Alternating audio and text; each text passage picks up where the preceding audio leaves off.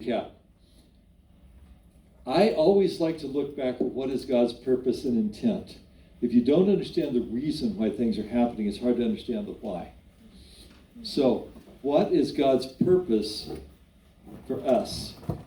And God's purpose is that you love him with all your heart, soul, mind, and strength. God's purpose is not to build a church, not to cram a bunch of people under one roof, not to, most of the things we consider church work is actually not that much on God's mind. God thinks a million years in the future, and he thinks of the fact that Marcy and Nancy and Steve, a million years from now, you are all that will be left of this world. Those of us here are all that will be left of this world, and our love for him. Every church we build is going to be destroyed, at the very least, if not in our lifetimes, is going to be destroyed in the final fire that when God destroys everything and rebuilds and rebuilds the heavens and the earth. It's all going to go, guys. It's all going to burn, and you know what? That's okay, because it's going to be better. And your character is what matters more to God than anything else. I used to jokingly say that, people say, well, I'm kind of a good guy. I'll go to heaven. And I'm like, if you were in heaven, you'd be out with a pickaxe digging up the streets of gold, hiding in your basement. And we have to think about that. These things are true. We have to think, how is God thinking? He is building a beautiful, beautiful creation that he's going to invite us to be part of. And we need to be morally ready. We need to have the character to be ready to live. And not to do what the fallen angels did. The fallen angels were put in a beautiful creation also. Fortunately, one that could be destroyed and rebuilt. But they were put in, and they destroyed it, didn't they? It says there was a great war in heaven.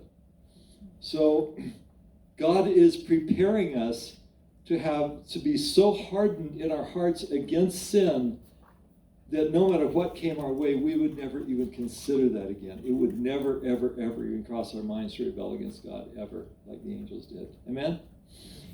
So, our love for him, your love for him, is paramount to him. Your walking, hearing his voice, your walking, doing what he tells you to do, is absolutely paramount to him. And his government that he set up, the government of the judges, which was his choice, what he chose to do was to maximize your free will choice to serve God. He didn't want to put any pressure on you.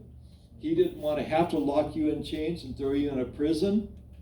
He didn't want to have to beat you down. He doesn't want to have to knuckle you under. In fact, he would rather prosper you. He would rather prosper you beyond your wildest imagination if in all that you would still worship him. And he would rather do it that way because that is the greatest love. I mean, if I were Bill Gates, I could see why Bill Gates would have a hard time, with different women trying to approach him, trying to, build a relationship with him. But if I was a pauper and I knew, some famous rich woman, and she came down and said, I want to be with you, I would be shocked and amazed, wouldn't I? And the same way God wants us to live in the utmost prosperity and good living that we can live in and still put him first and foremost in everything. That we can be surrounded by the best, fanciest food on the planet, which we are largely in America here, and still have days of fasting. We can have all kinds of television blaring at us, all kinds of stories coming from, watch me, watch me. And yet we still would say, I would rather be in my prayer closet with God. That glorifies him more than anything else. Now, let's turn to Judges 8:22.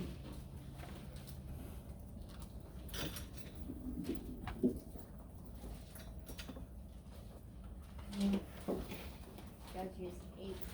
8:22. Then the Israelites said to Gideon, rule over us, you, your son, and your grandson, because you have saved us from the hand of Midian.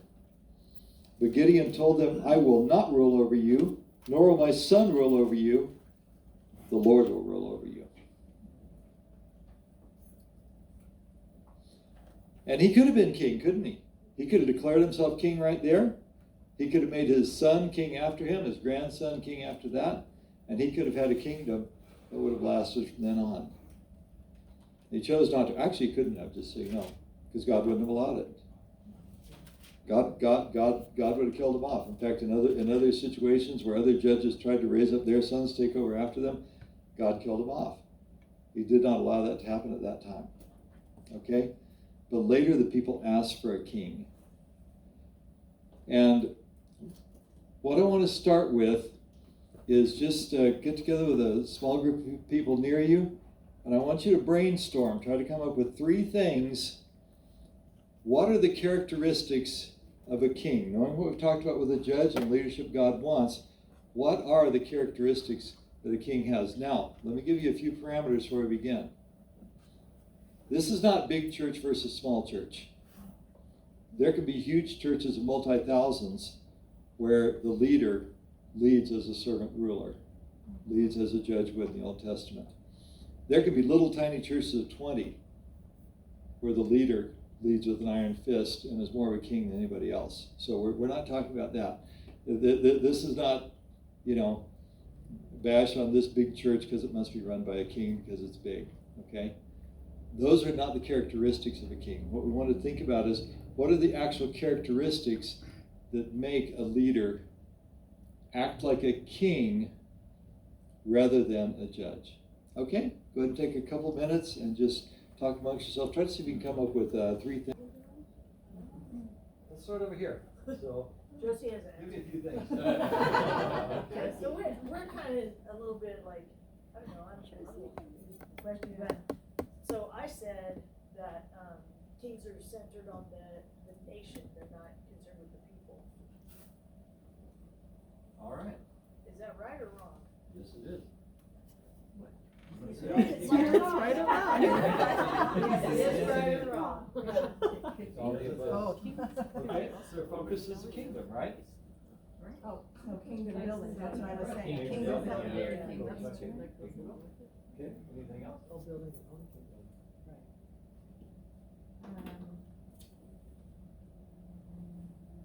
So they are offensive, they're trying to gain territory because they're focused on the kingdom, offensive instead of defensive.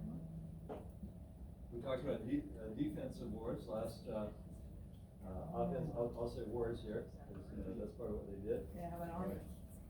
Got an offensive army, they've got a standing army. Wes, move the microphone stand over by you and repeat what people say. Oh, okay. So, the characteristics of a king, his focus is the kingdom, right? Not the people, the kingdom. He starts doing offensive, he starts getting involved in offensive wars to expand what? His kingdom. His kingdom, right? Right?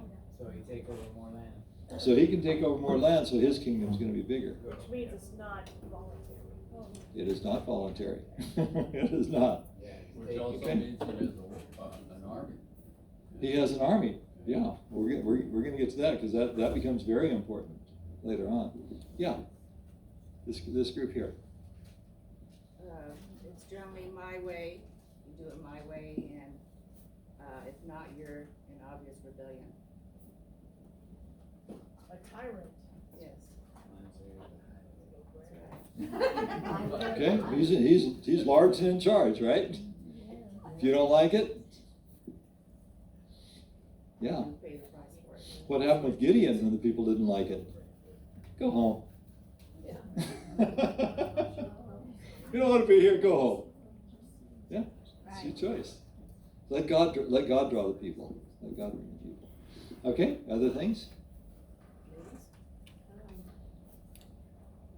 You have no vote, he's the monarch. You have no what? No vote. No vote, okay. No vote. Kind of like now. Oh. Yeah, it doesn't matter where you go. Okay. Is there something else with that? You follow his rules. Follow his rules.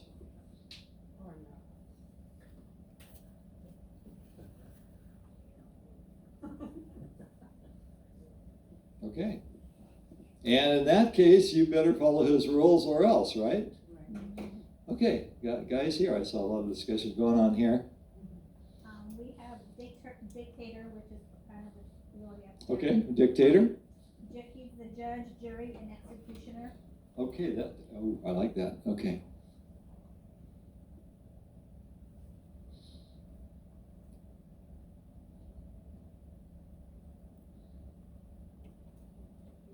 Yeah, right down, crouched like this.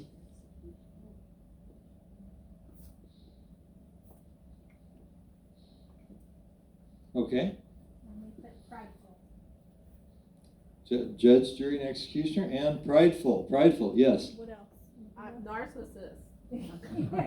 Okay.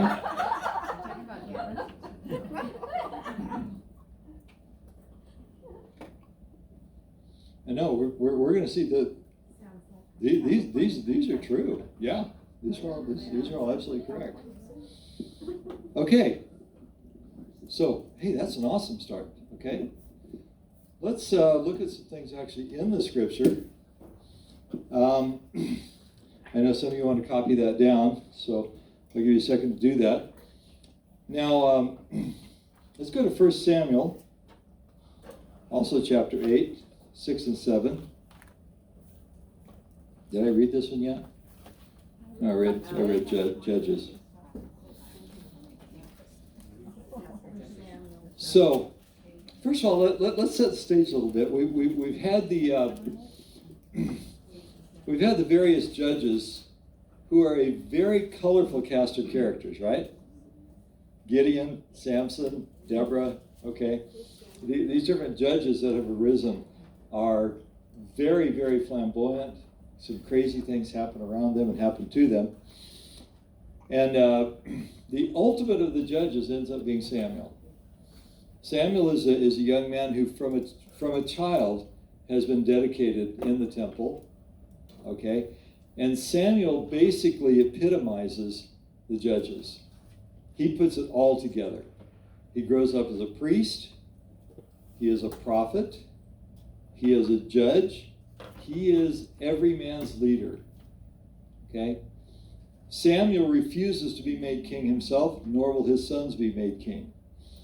In fact, I didn't write it down here, but there's when Samuel actually steps out and basically retires, he makes a statement. He says, we haven't taken anything from anybody. We aren't out for ourselves. This is not about us. And if there's anything you perceive that we've done wrong, then say it now, and we'll make it good. And they said, no, you've done nothing that was wrong. So in 1 Samuel 8, 6 and 7, says, when they said, I'll start with 4. So the elders of Israel gathered together and came to Samuel at Ramah. They said to him, you're old and your sons do not follow your ways. That sounds familiar, doesn't it? Now appoint a king to lead us, such as all the other nations have. But when they said, give us a king to lead us, this displeased Samuel, so he prayed to the Lord. And the Lord told him, listen to all that the people are saying to you. It is not you they have rejected me as king. Now that's a serious accusation. They were rejecting God as king. That's why I say, let's not look at the time of the judges as a dark time in history. Let's look at it and learn from it. What is God trying to teach us in this? So let's look at some of the characteristics of a king that make it negative.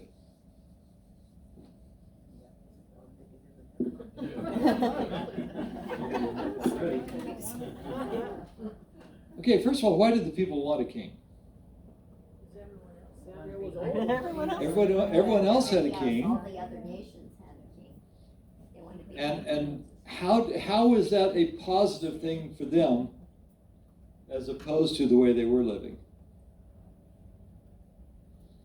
I Well, don't see it as positive. well, the king was protection. Oh, When there was a king, okay. he would have a standing army. When people attacked you, Oh, yeah. you were protected. Under the judges, what was their protection?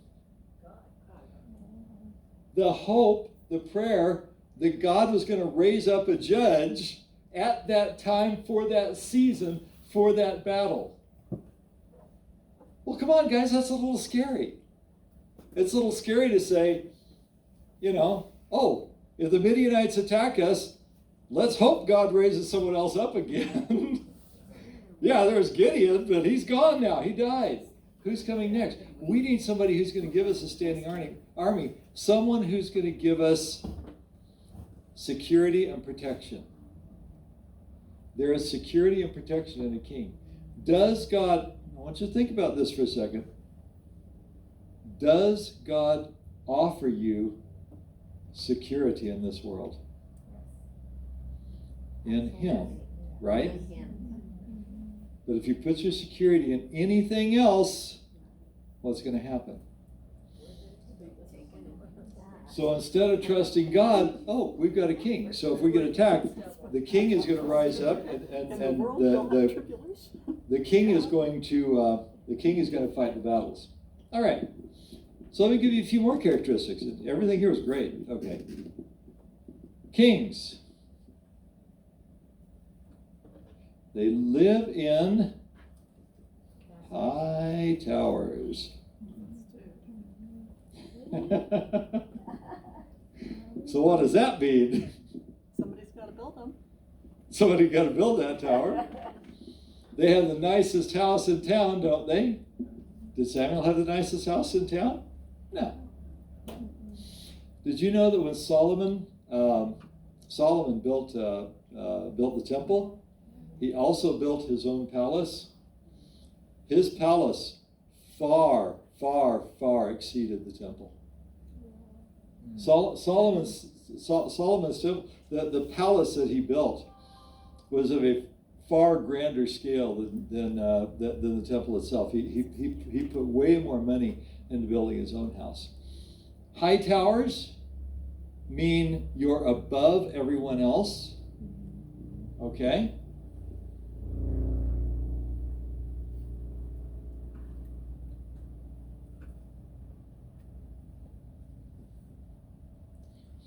And you could look down on them.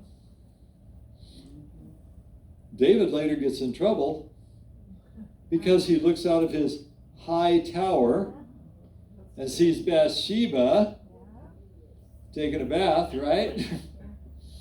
If he had not been in a high tower, would he have ever seen this?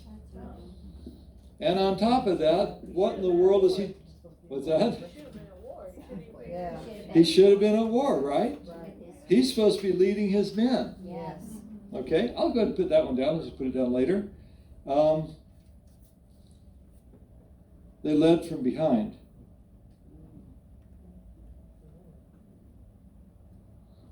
What we call an armchair quarterback. Everybody know what that term means? That's the guy who's watching a football game, and he's sitting there in his armchair with his beer here and his pot belly, and he's going, quarterback should have called that play. Aaron Rodgers, you should have done something different. Yeah. Last time you were ever in condition to walk across the field was probably 20 years ago. Armchair quarterbacking, leading from behind, telling other people where to go and to tell them to go first while you sit back and give directions.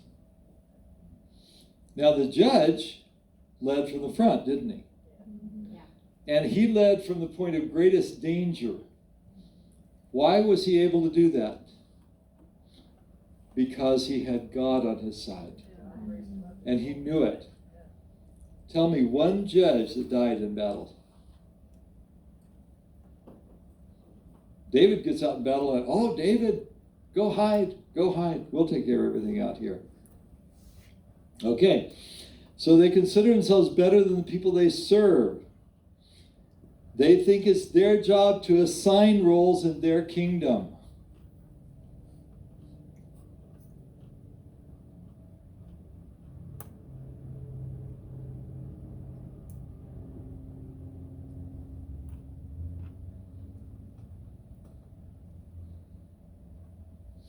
And let's look at how those roles are assigned here. So this is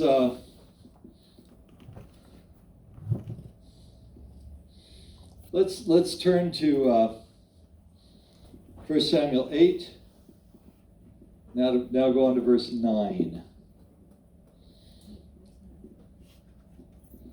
So this is what God says for Samuel to tell the people. He says, "Now listen to them." I'm in verse 9.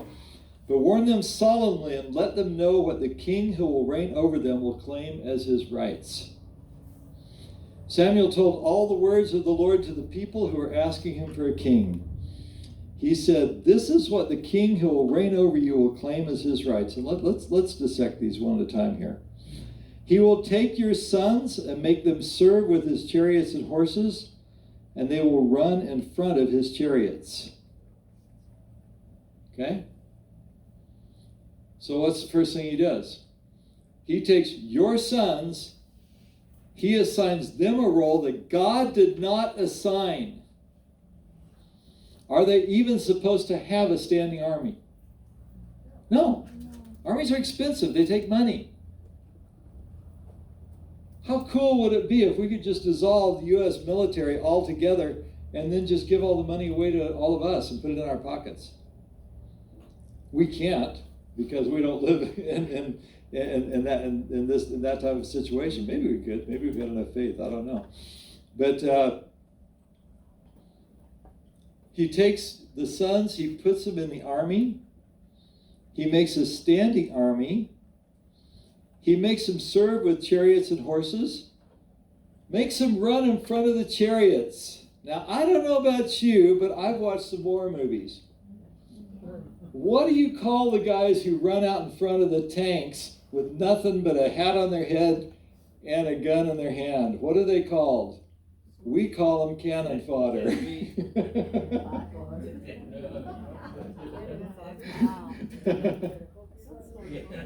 Suddenly your sons become dispensable, don't they? Your sons become dispensable. People become dispensable.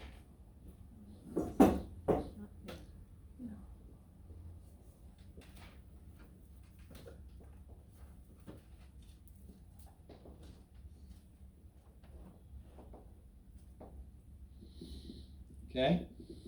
Sounds like what we have in place right now. It does. It does.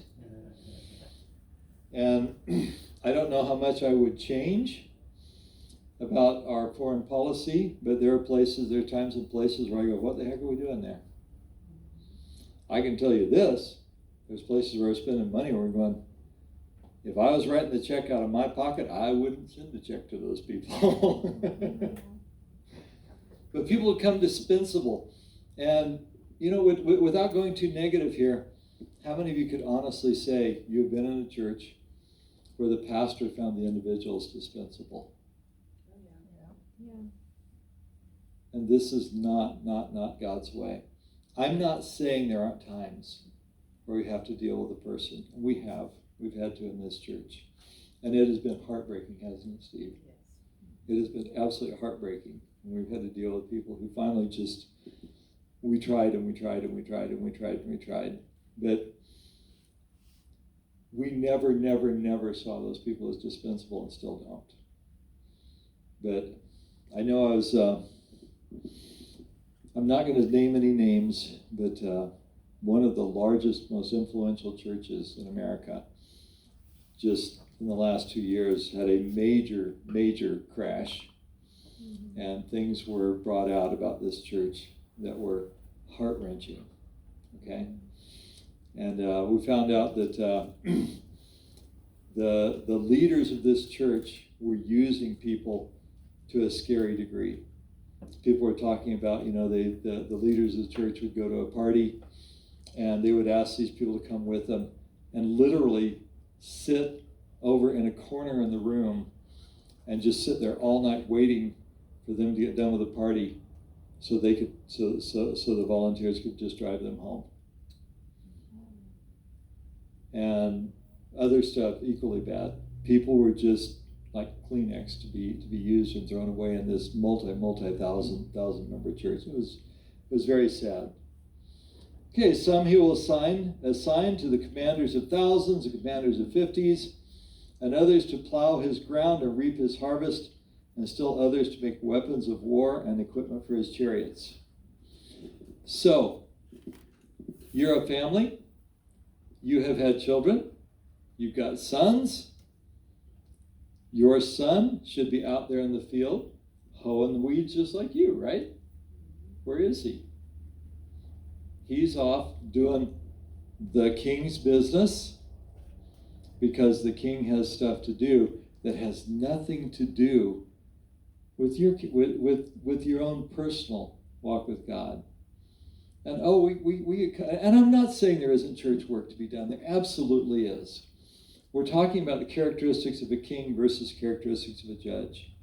A judge can be doing the same things from a different heart and be plugging you into exactly the ministry you should be involved in. Do not misunderstand me. I'm talking about the characteristics so we can see this, so we can say, okay, what, if anything, can we do about this?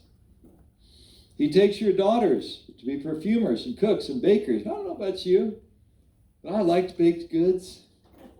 If I wasn't fasting, boy, you guys wouldn't have even seen those scones over there. My wife can bake, Anita can bake, gosh. And Steve, which would you rather have? Anita home baking for you or off baking for a king somewhere?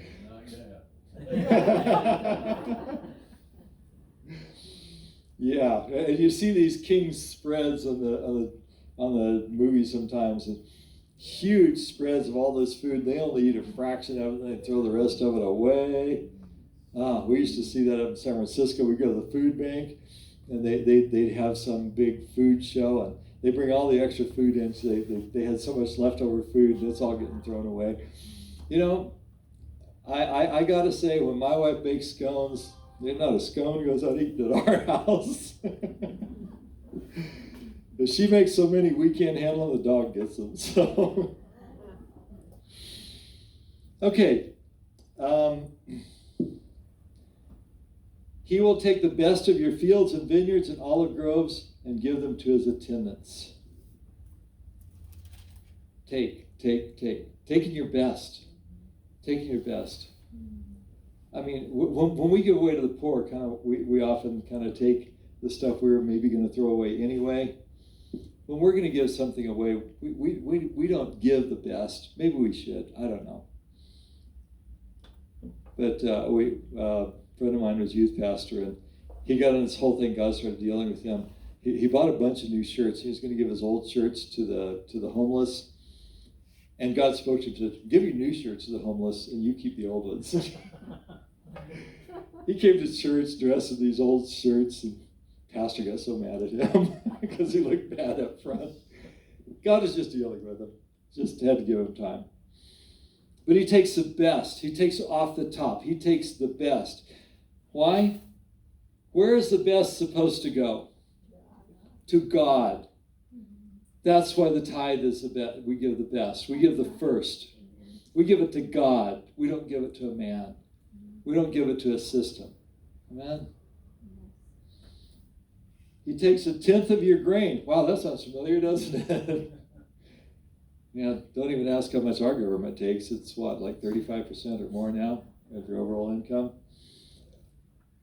And of your vintage, your wine, gives it to his officials and attendants. Your male and female servants and the best of your cattle and donkeys he will take for his own use. Notice that word best. Best. He is taking what was supposed to go to God, because God is no longer their king in this situation. He is no longer their king. He will take 1/10 of your flocks. You yourselves will become his slaves. When the day comes, you will cry out for relief from the king you have chosen, but the Lord will not answer you in that day. But the people refused to listen to Samuel. No, they said, we want a king over us, and we'll be like all the other nations with a king to lead us and go out before us and fight our battles. Let me tell you something. There is a great danger in us trying to be like the nations around us. There is a huge danger in this because we are cut from a different cloth. We come from a different kingdom. We come from a different understanding. We have faith in God. We trust Him that He's going to meet our needs when that day comes. They have to store up. They have to save up. Okay? We should not be trying to imitate the ways of the world. There's a passage in the Old Testament that talks about, you're not in Egypt anymore, where Egypt was a garden you could water by foot. Israel is a mountainous land. You can't carry water all the way up to the top of the mountain. In Egypt, if you look at Egypt, there's a flat plain and the Nile runs through it. And what they would do is they would take buckets of water and they would water the ground around the Nile River, and then they grow their crops. So they knew there was always going to be a crop. Always. They could count on it, because if it didn't rain, they just went out and got more buckets. And God told them, I brought you up to a mountainous land where you must depend on me for the early and late rains. Because if it don't rain when you're up in the mountains, it don't rain. And there's no water, and there's no crops, and you die. Okay? So we live in the rarefied atmosphere of God's will, to where we must trust God. No matter how much money you have, it can all be gone like that. Ask Tom Chaco. I didn't know that till I said that. I didn't realize he used to be a multimillionaire. Yeah. Lost it all. Boom. And you know what? He still loves God. And God still takes care of that man. God still takes care of that man. Okay, so anyway, we don't want to copy the world's ways. That doesn't mean the ways God gives us won't look like the world. There's nothing wrong with that, as long as it's from God. We do build buildings. We do put up sound systems. We do have children's churches. We do all these different things, that may look like the world, but it is our heart and our attitude and whether we're listening to the Holy Spirit. Okay?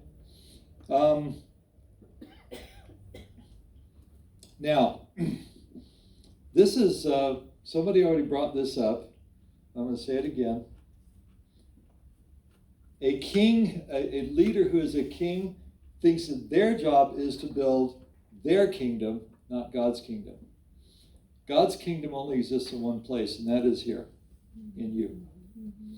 That is the only place that exists, and that is the only thing that matters that we need to build up. As soon as we get involved in how do we build our church, numbers, things like that, they often think they're highly successful, or they often are highly successful in building churches and numbers. Now, here's the crux of it. If a leader in the church is a king, don't blame him, because the people had to choose to follow him and had to choose to be under his kingdom. And that's the tricky part of this here. There's no point blaming the king, because this is a voluntary thing. A king in the Old Testament, you didn't have a choice. He was king over the area. But if there is a pastor who's acting like a king, you can go someplace else. So if you see a pastor acting like a king, his church isn't going to grow unless people go to it, is it? People are attracted to that. And what is it about that attracts us? So don't blame the king necessarily, because the people have asked for a king. They've said, we need someone that's going to build stuff. We need a builder. We need someone who's going to build, we want to be part of something big. How many of you remember Robert Schuller, Crystal Cathedral? Okay? I read Robert Schuller's book. He was a fascinating man, by the way. Not a huge fan of his teaching, although some of it I was. Okay? Robert Schuller started in a drive-in. Cars would come up, he would preach from the roof of the drive-in. When Robert Schuller went to build his church, he designed a very utilitarian church. It was just kind of a box that would meet all the needs of his congregation so he could save money. He did not start out to build the Crystal Cathedral. He wanted something very utilitarian. He could not get enough money to build his box. So he came up with this grand idea of the Crystal Cathedral. And you know what happened? As soon as he came up with that concept, millions of dollars came flooding in. And he built that thing. As far as I know, it was paid off the day they finished it, probably. I don't know if that's for sure. But what he found was that as people, especially rich people, were a lot more likely to pour huge amounts of money into grand projects that looked great than they were to put money into something that met the needs of the people. And he was able to build the Crystal Cathedral when he couldn't even get them to build him a box on the corner about like, a dozen churches we have here in the high desert. Isn't that crazy? Somewhere the church's priorities have been messed up. Okay, everybody got that? Let's go on to some other stuff. Let's get some stuff we didn't cover, or someone actually did a little bit. So I want to drill down on one here. Remember somebody said that the kings usurped the authority. So characteristics of a king.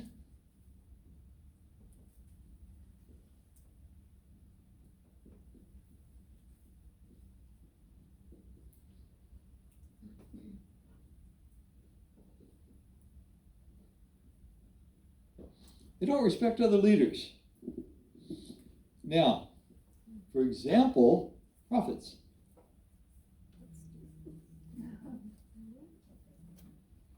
Now, from where I read in the book of Judges, prophets were co-equal with the judges, weren't they? And the judges listened to the prophets because they knew the prophets were from God. What was the king's relationship with the prophets? It was scary to be a prophet under the king. God may have forced you into it, and you may have had to do it. In fact, mark this down here. There was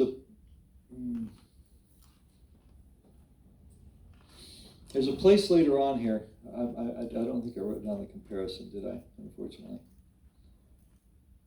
The prophets were probably afraid to give him the word. Yeah, really. Oh yeah. Yeah, absolutely.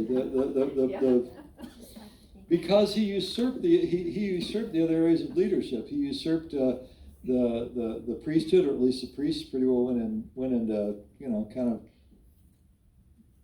toned it down. The prophets, Samuel himself, the very one that put Saul into his position. We'll talk about Saul a little bit off and on. Samuel is the one that put Saul into his position. And yet Samuel later said, I can't go there because Saul will kill me. Later, when Saul became king and he started walking in the authority of a king, he usurped authority. And this becomes very problematic in the church. And this is actually something we're going to talk about quite a bit more next week. Is a relationship, and the weeks following, is relationships between the different areas of leadership in the church. Because you've got some major areas of leadership that should be working in tandem with each other, shouldn't they? You got your prophets, you got your apostles, you got your evangelists, you got your pastors, you got your teachers. You've got all these different. Later, we're going to talk about the bishops and the deacons and the elders and things like that. You've got all these different positions that should be respectful of each other and should be walking together. And yet the king wrapped all those things up into himself and said, I'm in charge and no one else is. There are no other authorities in this land except me. If a prophet came to a king, he came trembling, not knowing if he was going to walk out of the room alive. Okay? So, kings did not respect prophets. They did not consider them as equals. Kings feel that they're in control of the anointing. Ooh, there's a big one.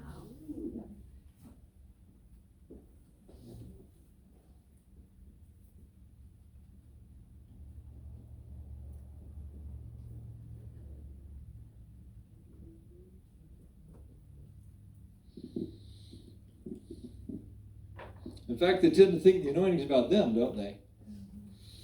The anointing falls on a church, okay? I'll go ahead and ask it. Show of hands. How many have been in a church where the pastor was the one who stopped the move of God? Yeah, been there, done that, huh? You're going, why? You're the one that should have brought this out. You're the one that should have made this happen. And yet, then you will see that sometimes the pastor himself will be the one that'll say, "Oh, thus far, no more." Mm-hmm. If you ever read Keith Green, Melody's book, the biography of Keith Green, No Compromise, she tells about the time that Keith went to Oral Roberts University. And this is after Oral had passed on. But he's there Keith is there at Oral Roberts University, and they ask him to come in and speak for chapel. Keith comes in, the power of God falls in a way that school had never seen. Never seen. Keith actually crawled under the grand piano. He was so afraid of the glory of God. Kids were repenting. They were climbing over themselves. They were coming up front. They were throwing things on the stage that represented their various compromises and stuff. And at one point, one of the main student leaders, this guy was like head of the Christian Student Union or something like this, comes up and he says, "I need the microphone." He said, "I need to tell you guys, I've been living a secret double life. I'm a homosexual, and I've been struggling with that, and I need to confess this to all of you." And at that point, one of the faculty got up, took the microphone, and said, "Okay, we've gone far enough. We need to stop now. All of you, get your stuff and go home, and think about it and repent at home, and then we'll come back tomorrow." What do you think happened to the move of God? Stopped. Oh my word. Could have been one of the greatest revivals of all time. Lord. And it was stopped by one of the leaders. Lord have Not the leader, one, but still stopped by one of the leaders. Okay. All right, now here's an important one here. Let's compare the judges to the kings. All right, so Gideon. What a cool story, right? Who doesn't love the story of Gideon? 30,000 men. Don't want to be here, go home. 3,000 men. Still too many. Me and God, 300 guys, we could do this, right? What a cool story. Now, let's compare that to the first battle that Saul fights, when Saul becomes king. So 1 Samuel 11:8.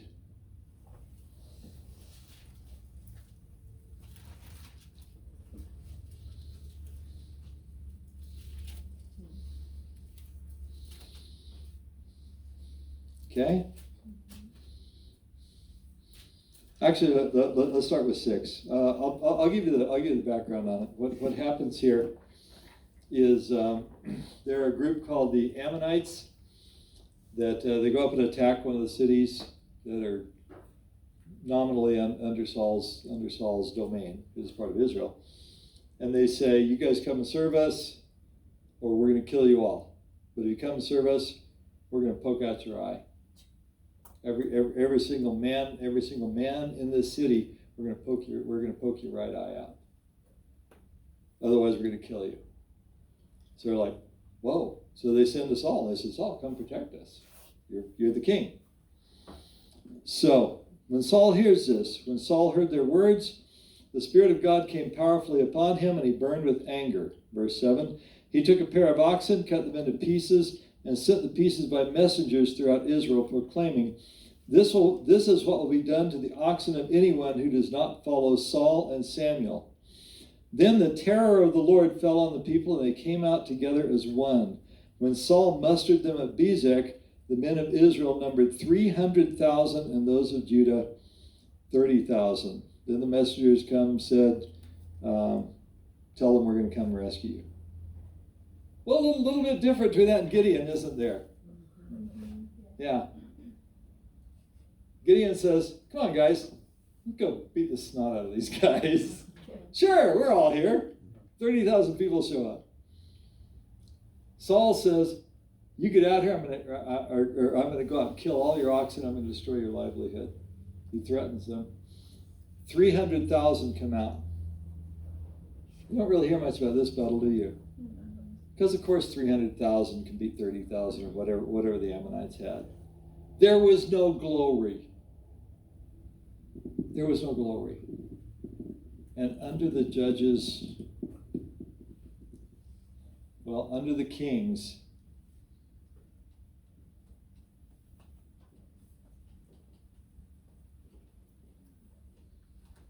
they lost the glory.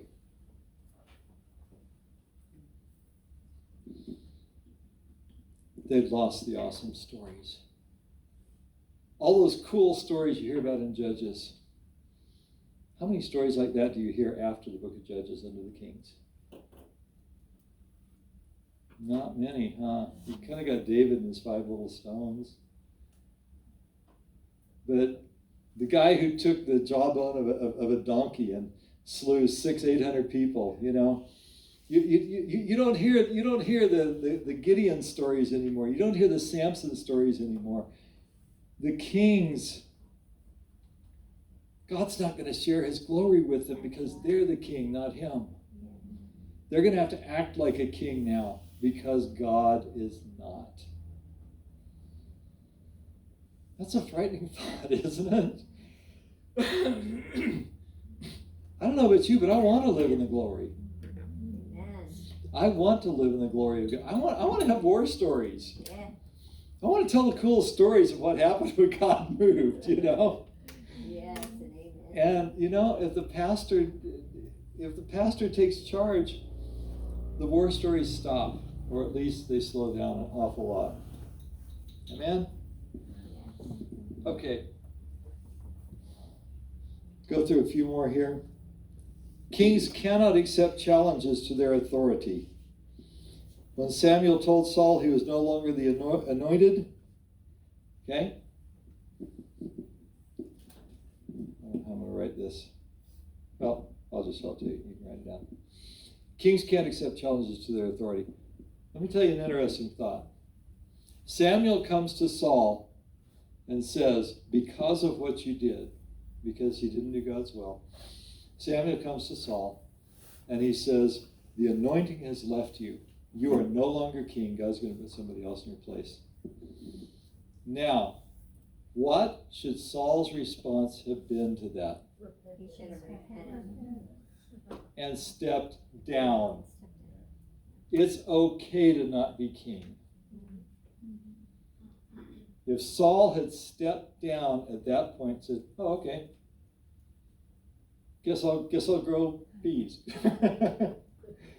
Guess I'll raise some crops this time. If Saul had stepped down at that point, how would the rest of the book of 1 Samuel have gone? Very, very different. Thousands of men lost their lives because Saul wouldn't step down, and Saul himself and his son. Saul could have lived to a ripe old age, surrounded by his sons, surrounded by his children, surrounded by his grandchildren. And he lost that opportunity because he just wouldn't step down when God told him to. It is okay. If God gives you a ministry and the day comes, even if you're totally in God's will, if God gives you a ministry and then the day comes, God says, okay, you're done with that. You're done. It's okay. When I was a youth pastor, we used to work with the youth and children's ministry. I remember we had so much fun. Paula was in my children's church team, and we built this really thriving children's ministry. It's going really well, and we get together every was it Friday night? We get together every Friday night. We'd pray, and God would tell us what to do that week. And one week we got together and we prayed and we prayed and we prayed, and nothing happened. And we finally dusted off some old things we'd done, a couple months before, and redid some stuff. And I'm like, something's wrong here. I went to the Lord and I said, Lord, what's going on? Lord said, you're not in charge of this anymore. Steve is. I had a friend, Steve. And he was kind of my second in command to begin with. God said, "You're not in charge of this anymore. Steve is." You know what I did? I told Steve, I said, well, actually, he came to me. I waited. I said, "Lord, let him come to me." He came to me and he said, "I think I'm supposed to be in charge of children's church." He said, I said, "Well, thank you for finally coming forward, because you are." And I gave that ministry to him. And you know what? God had other things for me. I raised that ministry up. I gave it to Steve. I walked away to go to another ministry, and it was okay. It is okay. We don't have to hold on to anything here. Kings don't like working together. Because remember, this is about building your kingdom. Why do kings want to build their kingdoms? For their own safety and security. There's that word again. Because when their kingdom gets bigger and stronger and more powerful, it makes them more secure. Often we talk about, why can't pastors get together? Well, often there's a little bit of jealousy there. I was just reading Charles Finney's autobiography, again, going through it. And he tells about this one town they went in, and they had amazing revival in this town. And there were like 3 or 4 churches that came together. And Finney would actually go from church to church to church, kind of rotating around between them, preaching and bringing people to salvation and stuff. And at the end of the time he was ministering there, they had 600 new converts in this little town. It wasn't a big town either. 600 new converts. And the pastors got together, and this just so blessed me when I read this. You know what they did? They said, "We've got 600 new converts that are totally on fire for the Lord. Should we integrate them into our existing churches? Because our existing churches will they'll make the fire go out. Or should we form a brand new church and get a new pastor for this new group of converts?" I thought, bless those men. What an understanding of the kingdom of God. And they finally came to, what they finally did was they integrated them into their churches, but they created a special missionary society just for them. And then they would have their own meetings, go out witnessing and stuff.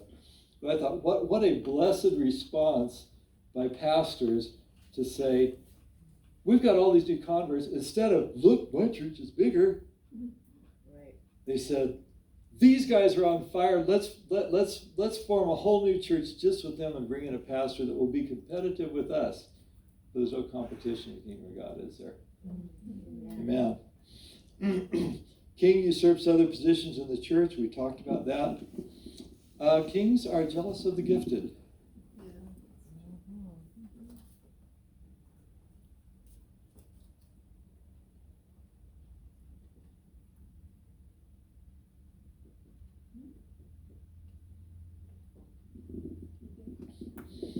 Why? Because the gifted are a threat to his authority, aren't they? I've heard pastors actually even comment, it's like, if I raise this guy up, he's going to take my position. He can't, not if you're put there by God. It doesn't matter. If we had someone that was insanely gifted and prophetic come into our church right now, do you think Billy'd be worried about that? No. It doesn't matter. It doesn't matter if we had someone more gifted come in than Billy. It doesn't matter if we had a better musician come in than Billy. You know why? Because Billy's Papa.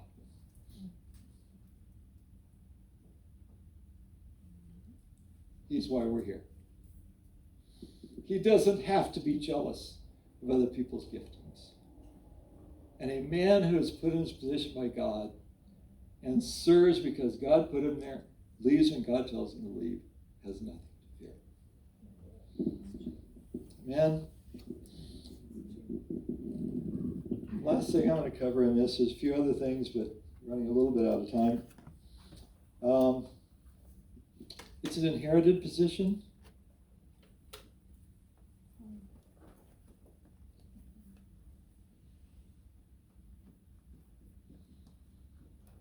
Which I know in our churches today, we talk a little bit about sometimes, father passes the mantle on to son.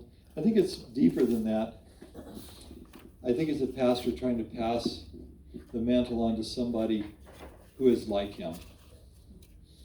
And there's a lot of danger there. I've seen a lot of pastors who they go, well, it's time for me to retire, but I need to make sure that the guy who takes my place is going to do it my way, the way I did it. I've heard that said, word for word. Okay?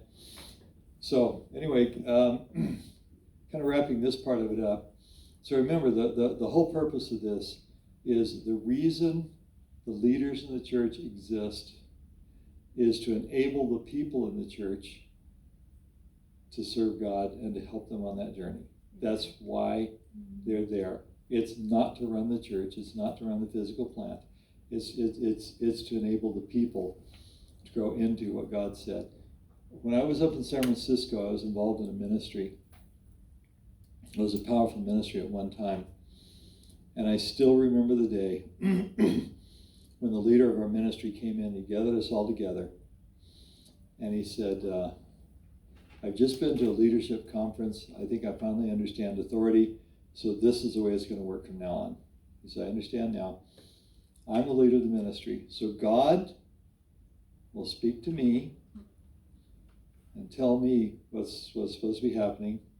Then I will tell you, the man of the house, and the man of the house tells his wife, the wife tells the kids, and he stopped there, but I presume probably the kids tell the dog. Dog tells the cat. Cat tells the hamster. I don't know where all this goes, okay? But the most important thing he said was, you do not have to hear from God yourself. I will hear from God, and I will tell you. And that was the day I left that ministry. I said, I'm done. Because he had missed the primary understanding of the kingdom of God. Primary understanding of the kingdom of God.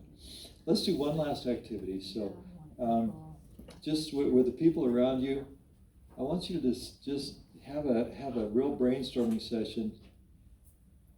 Here's the problem also, is once a king is instituted, and once a kingship is instituted, it's almost impossible to get back out of it again.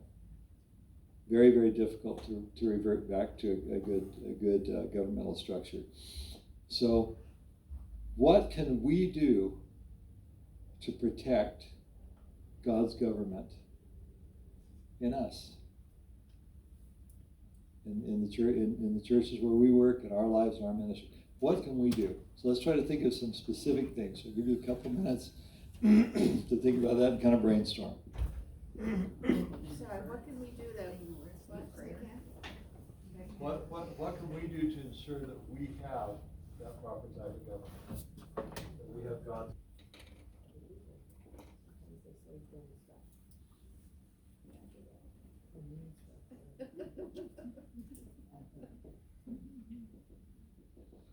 Okay?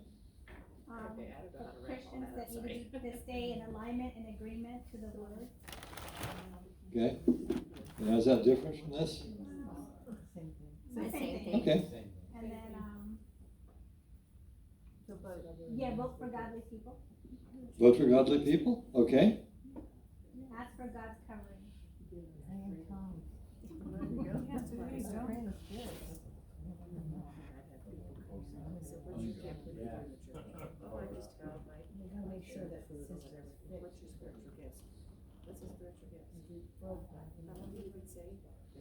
Okay, pray for God's covering, vote for godly people. All right, so, Marcy, something else? Also, I think that if we prefer one another above ourselves, that we always have that attitude from leadership all the way down. That would save us a lot of grief. Yeah. We honor one another. Okay. This table here? Go ahead, babies. Well, to allow the people to use their gifts, Okay. find out what their gifts are, and Allow- not shut them down. Allow people to use their gifts? Yes? Yeah. Yeah. Time. That falls in line with servant leadership. Okay. Servant leadership?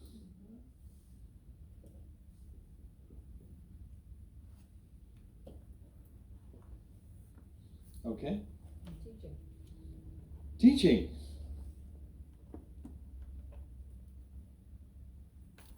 Teaching and training, right? Pastors can't do everything by themselves. And training people what to look for, So if there's a good training on some of these things, people go, hey, that's not building up people. I heard a weird thing about Google, which I'm not a fan of Google now, but I used to be, because Google's motto used to be, don't be evil, which sounds ridiculously simplistic, but they actually live by that. They're not anymore. They even changed the name of the company, and they did away with that motto. But I heard at Google there was a time where they were trying to brainstorm, come up with ideas, and at one point they came up with a certain idea, and one of the guys looked at it and said, "We can't do that. That's evil." They're like, "Oh yeah, right." And they tabled the whole thing. I mean, if we train people, this is what leadership should look like. This is what the mission of the church is. Not just to build new buildings and new campuses and stuff. Then that's a lot of protection right there. Yeah. Guys, anything to add? Okay. Covered most of it. Can I add? Yeah. Don't quench the Holy Spirit. Don't quench the Spirit, Let because him do only the have Spirit his can way. lead us. That's very good. Yeah. Say that. Okay. Walk in obedience. Yeah, one more. To God. Sorry, that was just on my heart. Oh, that's important. And that's a good point here, because remember, what was the whole point of the good government to begin with? The whole point of God's government was for each of us to walk in the Spirit ourselves. Yeah. What good is the training? What good is all these other things if we aren't doing what God wanted? If we're doing what God wanted, God's going to start raising up the leadership that He wants. Amen. And as I said, this is not about big church versus little church. There are church pastors of churches of thousands who walk in servant leadership, and they've done a great job, So and there are churches of 20 where the pastor is a dictatorial ruler that is not doing well. Amen. Well, let's close in prayer. But if you want to stay here in fellowship for a while, this would.